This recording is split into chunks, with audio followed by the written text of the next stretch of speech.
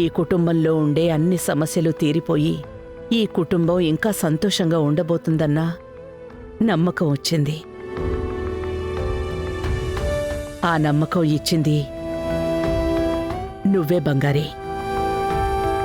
నువ్వే. ఏంటి జాను బంగారీని ఇంతగా నమ్ముతుందా? ఏంటి రవి చూస్తున్నావు? నేను చెప్పేది నిజమే కదా? అవును జాను, నువ్వు చెప్పింది కరెక్టే.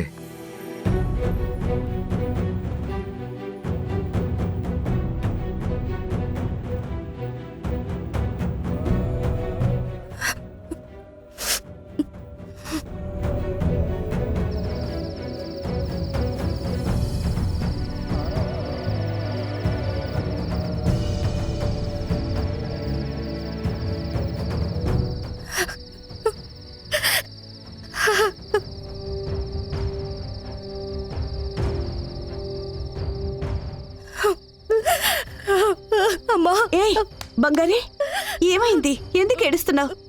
ఏమైందమ్మా? ఎందుకు ఏడుస్తున్నావు? చెప్పు బంగారి. ఆ ఇంట్లో నిన్నెవరైనా ఏమన్నా అన్నారా? నా వల్ల కావడం లేదమ్మా. జాన్సమ్మ నా మీద పెట్టుకున్న నమ్మకం, నేను ఆవిడ్ని మోసం చేస్తున్న ఫీల్ ఎక్కువ అవుతుందమ్మా. ఆవిడ ముందు నిలబడ్డానికి నాకు సిగ్గుగా ఉంది. ఏయ్, ఏమంటున్నావు? నాకేం అర్థం కావట్లేదు. నన్ను ఆవిడ ఎంతో నమ్ముతున్నారమ్మా. ఈ ప్రపంచంలోనే ఆవిడకి నేనే నమ్మకంగా ఉంటున్నాను అనుకుంటున్నారు. చిన్నపాటి మచ్చ లేకుండా 100% ప్రేమ నా మీద చూపిస్తున్నారమ్మా.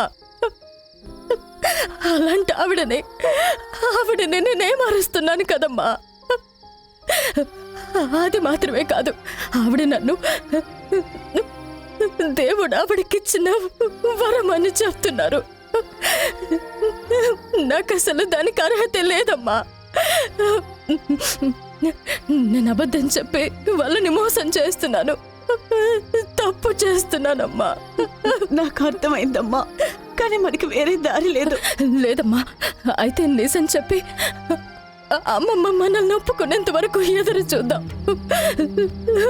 లేదంటే మనం అందరం పూర్తిగా ఇక్కడి నుంచి వెళ్ళిపోవడమే కరెక్ట్ అమ్మా. ఏంటిది? మోసం చేసామని ఒకరోజు తెలిస్తే, ఆవిడ్ని మనం ఇంత మోసం చేసామని తెలిస్తే దానికి ఆవిడ ఎంత బాధపడుతుంది, మనసు విరిగిపోతుంది కదమ్మా. బంగారి, చెప్పు మనమ్మా. నేనంతా విన్నాను. ఏంటి బంగారి, అన్నీ తెలిసిన అమ్మాయి నువ్వే ఇలా కుమిలిపోతే ఎలా? లేదు మనమ్మ, నేను మోసం చేస్తున్నాను కదా. లేదు లేదు బంగారి, ఒక మంచి జరగడానికి నువ్వు అబద్ధం చెప్పావు. ఆ అబద్ధం వల్ల ఎవరికి ఎలాంటి ఇబ్బంది రాలేదు. ఇవాళ ఝాన్సీ అమ్మ ప్రశాంతంగా ఉన్నారంటే, మనస్ఫూర్తిగా నవ్వుతున్నారంటే దానికి ఎవరు కారణం? నువ్వు మాత్రమే కారణం. నువ్వు చెప్పిన అబద్ధమే కారణం.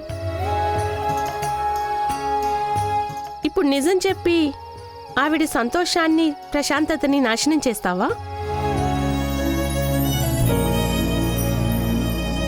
నీ ఝాన్సీ అమ్మని ఇలా చూడటం నీకు సంతోషమేనా? లేదు, ఇంట్లో మూలం కూర్చొని ఏడుస్తూ నేను అసలు ఎందుకు బతకాలి అన్న ఝాన్సీ అమ్మ ఇష్టమా చెప్పు? ఇలా ఉండడమే నచ్చింది. నచ్చింది కదా, మరి ఇదే అబద్ధాన్ని ఇంకొన్ని రోజులు కొనసాగించాలి బంగారి. నువ్వేదో ద్రోహం చేస్తున్నావని నువ్వేం అనుకోనక్కర్లేదు. ఆవిడికి నువ్వు మంచే కదమ్మా చేస్తున్నావు. నువ్వు వేరే ఇంకేం ఆలోచించకు. అవును, రేపు ఏదో ముఖ్యమైన పని ఉంది అని చెప్పావు కదా, పో తిని ప్రశాంతంగా పడుకో పో.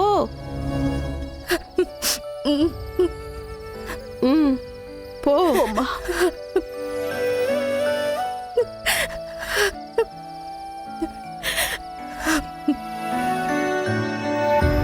జయ, మణి, నాకు చాలా భయంగా ఉంది. ఏ? అమ్మకి నిజం తెలిస్తే ఆవిడ చాలా బాధపడుతుంది. నిజం తెలిసే రోజుకే అమ్మ మిమ్మల్ని అందరినీ మనసారా స్వీకరిస్తుంది. అలా ఆలోచించు జయ. మనసును నువ్వు ఊరికే కంగారు పెట్టి బంగారిని నువ్వు భయపెట్టకు. సరే నేను వస్తాను.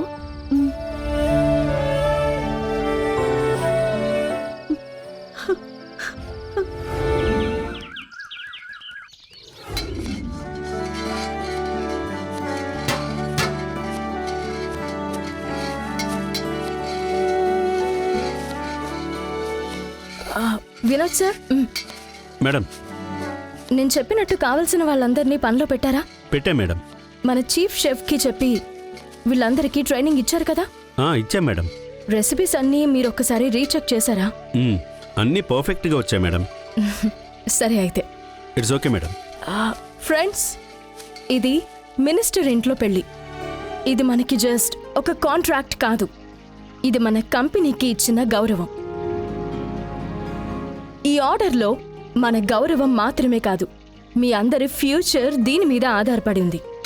ఇది మీరు ఎలాంటి ఇబ్బంది లేకుండా పూర్తి చేశారంటే తర్వాత రాబోయే ఝాన్సీ ఫుడ్స్ అన్ని కాంట్రాక్ట్స్లోనూ మీ పార్టిసిపేషన్ ఖచ్చితంగా ఉంటుంది. మీకు ఏ డౌట్ ఉన్నా నన్ను కానీ లేదా రవి సార్ని కానీ మీరు ధైర్యంగా అడగచ్చు. Okay madam. సరే మేడం. ఓకే మేడం, అడుగుతాం. Okay, carry on with your works. Go. Thank you madam. త్వరగా చేయండి. ఇది త్వరగా చేసి తనకి హెల్ప్ చేయండి. బంగారి, హా? పెళ్ళి అంటే కళ్యాణ మండపంలోనే కదా వంట చేయిస్తారు. మరి నువ్వేంటి మన కిచెన్లోనే వంట చేయిస్తున్నావు? పెద్ద షెఫ్స్ మామూలుగా మండపానికి వెళ్ళి వంట చేయరు కేడి. వాళ్ళ కిచెన్లోనే వండి వేడి తగ్గకుండా మండపానికి పంపిస్తారు. అదే మనము చేస్తున్నాం. ఓ, అది అంత పంచాయితుందా? ఆ, కొంచెం చూసి వేయండి. కేడి, అక్కడ అయిందా? బంగారి అయిపోతుంది. అంతా కరెక్ట్గా ఉంది కదా? All good sir. ఓకే. కేడి, రా అబ్బా మన్మధుడా. బానే కట్ చేసా. ఇలా చూడు. చెప్పు బ్రో. నువ్వు ఒకటి గమనించావా? ఏంటి? కిచెన్లో వండుతున్న కొత్త కొత్త వంటలన్నిటితో కొత్త వాసన క్రియేట్ అయినట్టుంది కదా, అది గమనించావా నువ్వు? సూపర్ బ్రో, చాలా బాగుంది కదా. ఇన్ని వంటకాల్ని ఒకేసారి వండడం అంటే నేను ఫస్ట్ టైం చూస్తున్నాను. ఒక్కో డిష్ ఒక్కో స్పూన్ తీసుకున్నా 3 పూటల కడుపు నిండా తినొచ్చేమో కదా. మరే 5,000 మంది అంటే తక్కువ అనుకున్నావా? ఆ, ఒక్కొక్కరు కడుపులో గ్యాప్ లేకుండా మొత్తం ఫిలప్ చేస్తారనుకుంటా. బంతి ఎన్నోదైనా సరే సమస్య లేదు. నిజమే. అది రెడీ అయిపోయిందా? అయింది. ఓకే. టేస్ట్ చేసి చూడండి.